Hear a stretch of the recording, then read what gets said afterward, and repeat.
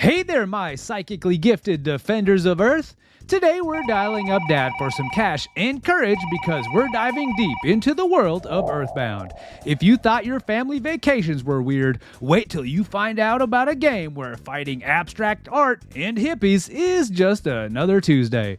And stick around because later I'll reveal a little secret that not even the Starman could predict. And trust me, it's as mind-bending as realizing your neighbor's dog is the local cult leader.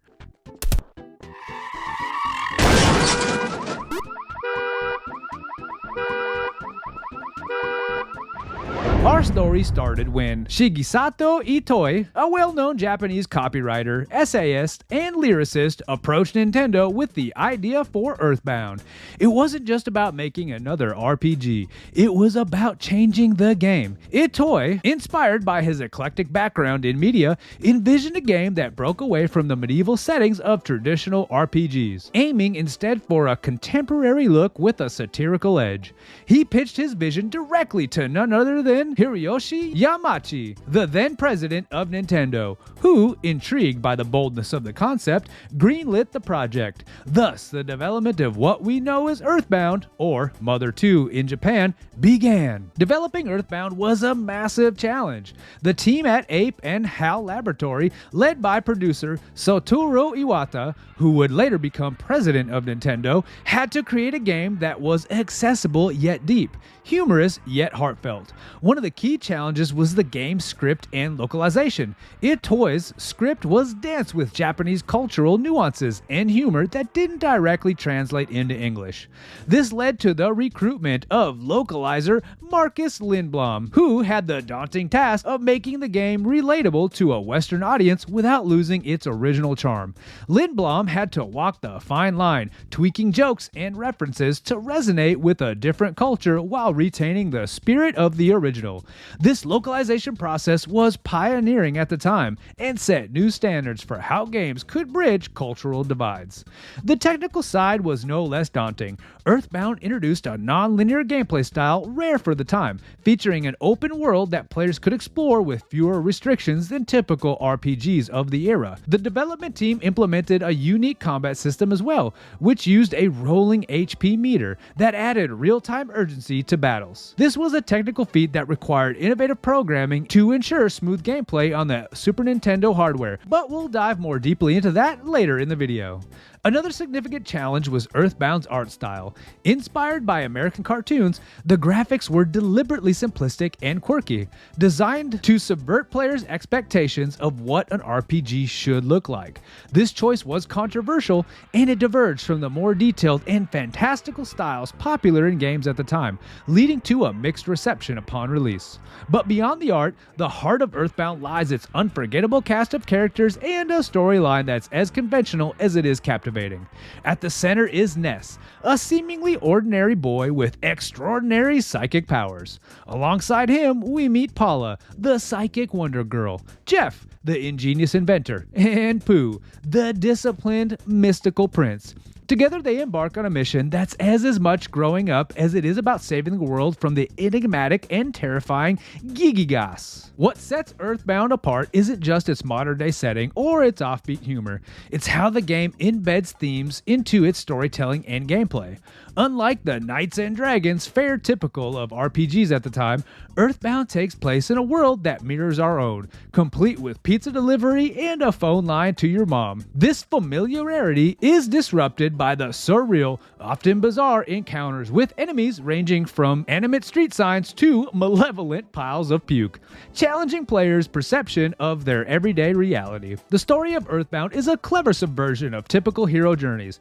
Instead of venturing out to distant lands, Ness and his friends travel through their own neighborhoods and beyond, confronting fears and challenges that feel both extraordinary and deeply personal. The narrative dives into themes of friendship, courage, and the innocence of childhood, all while facing the incomprehensible evil of Gigigas, who represents a primal fear not just of the unknown, but of the loss of innocence itself. One of the most distinctive features of EarthBound storytelling is its emotional depth.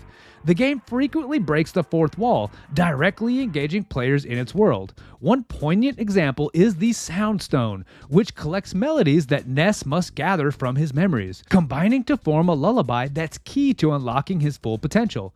It's through these deeply interactive, personal moments that the game resonates emotionally with players, all of which really shines through EarthBound's gameplay mechanics, which are a delightful blend of traditional RPG elements with innovative twists that turn the usual into the unusual. Let's start with the combat system. It's a familiar turn-based setup with a unique feature. As mentioned earlier, the rolling HP meter. This ingenious mechanic allows players to recover from their potentially fatal blows during the battle by healing before their HP rolls down to 0.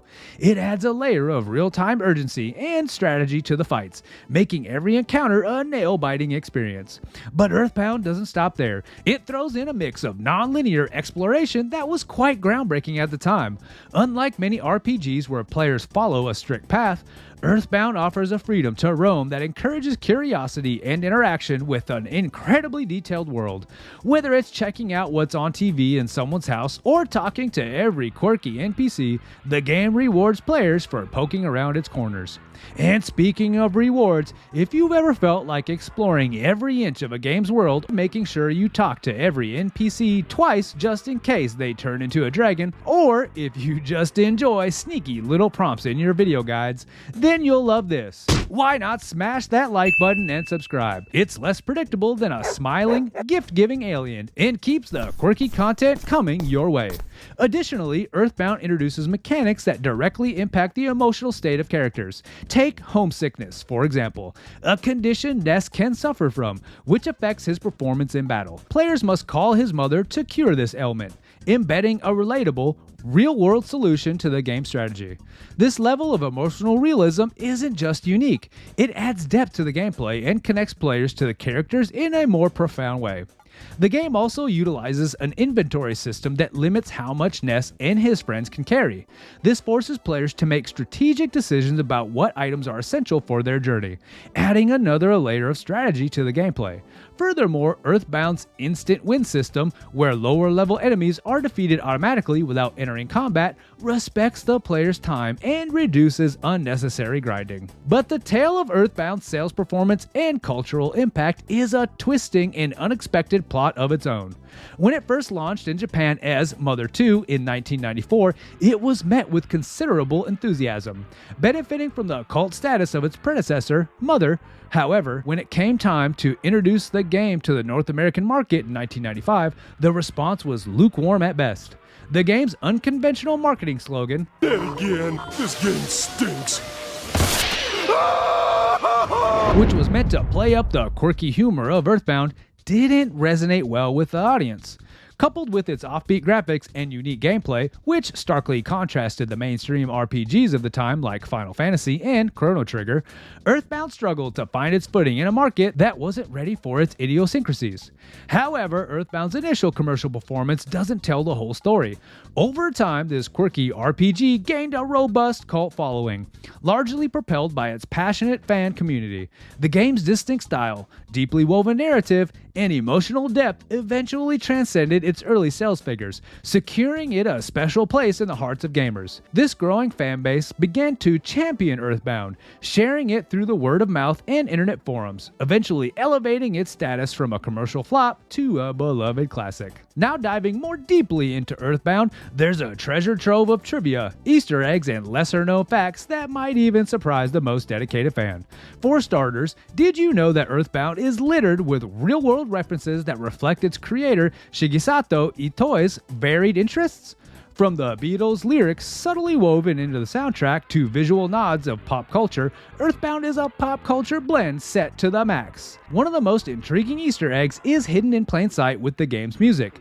The game's composer cleverly incorporated snippets of famous tunes, from the Beach Boys to Chuck Berry, into the game's score. This was done so subtly that many players might not have noticed the homage unless they're particularly sharp-eared or familiar with mid-20th century music. However, this creative choice wasn't without its controversy. When the game was re-released on modern platforms, certain tracks had to be altered slightly to avoid copyright issues, a testament to how closely these homages skirted the original compositions.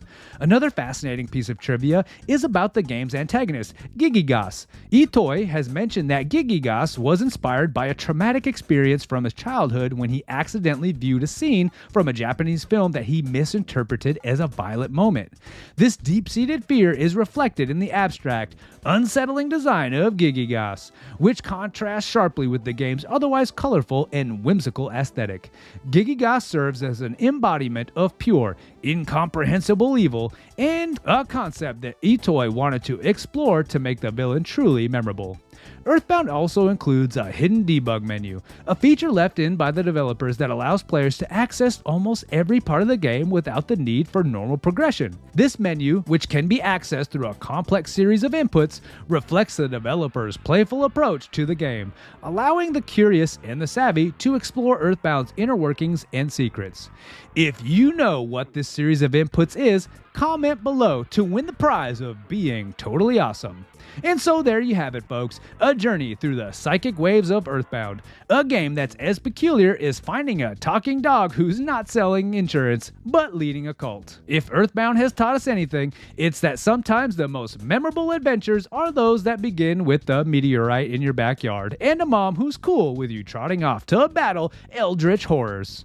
Thanks for tuning in, and remember, keep your backpacks lit, your pizzas hot, and your options open, because you never know when you'll need to make a quick call home to mom. And hey, if you enjoyed this cosmic ride through EarthBound, don't forget to like, subscribe, and ring that bell, because just like in the game, you never know when I'll drop another epic tale right in your backyard. If you enjoyed this stroll through the history of EarthBound, click this video here to see more from the Retro Reload. And as always, thank you for watching.